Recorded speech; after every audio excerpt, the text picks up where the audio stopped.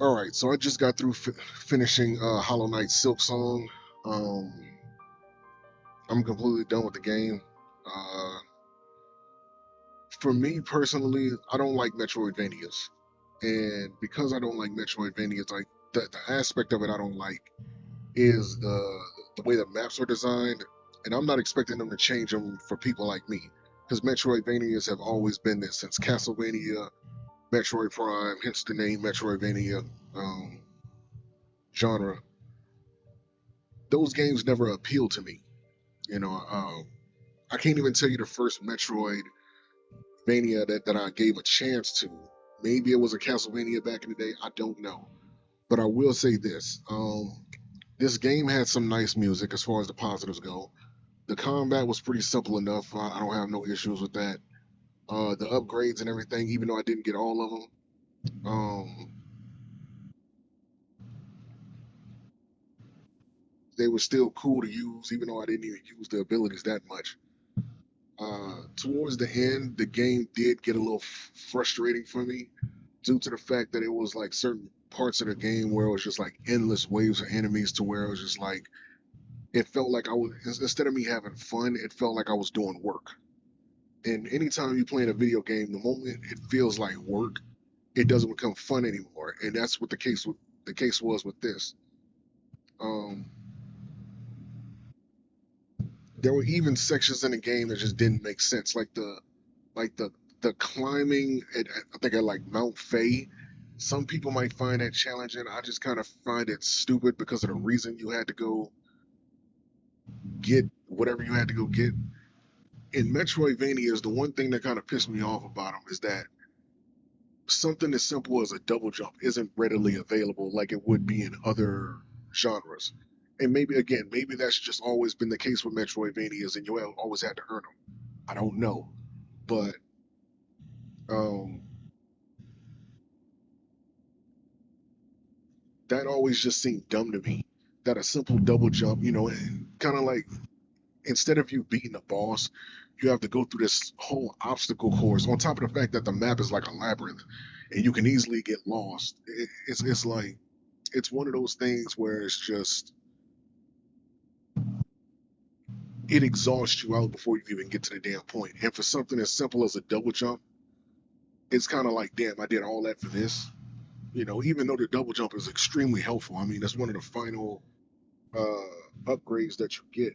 And on top of that, I think the cloak that you get from the bird that where you get the double jump from, it makes you immune to cold environments, which you don't have to deal with anymore after you get the damn thing. So it's like it's whatever. But another thing that kind of irks me is that certain parts of the map didn't have any didn't have any viable maps on it for it. Excuse me. Like when you have to go get some of the melodies, or at least I think one of them, it was off to the far right of the map itself, and it was just a dark space that you just had to explore and figure out. And about and if you're anything like me, and Metroidvanias don't sit, it doesn't. Uh, it's not your favorite genre or anything like that. You get to the point where it's just like, okay, this is like mindless wandering. What the fuck? So you end up having to look up guides, which, some people are too prideful to do. Me, I'm not, considering that I don't like Metroidvanias. And the way the maps are designed, it could be like this small little opening on the map that you could hardly see unless you zoom in on it. That is the right, correct way for you to go. And that happened to me several times throughout this playthrough, where I was looking for where the hell to go on the map. I couldn't see where to go until I zoomed in and noticed that it was this path that I kept jumping over. And it's like I said, it happened several times. And when you see something that minuscule, it's like, damn, y'all made this small ass opening the correct way to go, but these other paths are just like, you know what I'm saying? Normally those would be reserved for like secrets or something like that. Those are the actual correct paths for you to go so that you can continue the main story. So it's like for that to be um a mandatory path that you have to take if you want to continue the story, that's kind of like crazy to me. And that's the one of them things that just kind of pisses you off. Like it pissed me off. several times. Um, the boss fights were pretty cool. I know I missed a couple of optionals, but I didn't really care. I missed a couple of the upgrades, um, things like that. But I did get the game completed. And as far as I'm concerned, I mean, if you're into Metroidvanias, um, by the way, the art and the music of the game was pretty good. I'll give them that. If you're into Metroidvanias, this game might be right up your alley. If you're somebody like me who played mostly adventure games, RPGs, uh, things like that, racing games, shooters, this might not be up your alley. And it might frustrate you as much as I did. But if you want to give it a shot, give it a shot. I mean, who am I to tell you otherwise? I think they did a good enough job with it.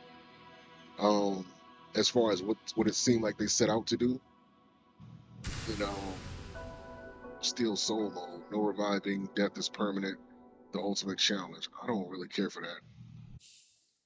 And supposedly there's like an Act Three that you can unlock if you do certain objectives. I didn't care to unlock that Act Three. I didn't. I just didn't bother with it. I was done with the game by that time, so I was like, you know what? It is what it is. I don't really. I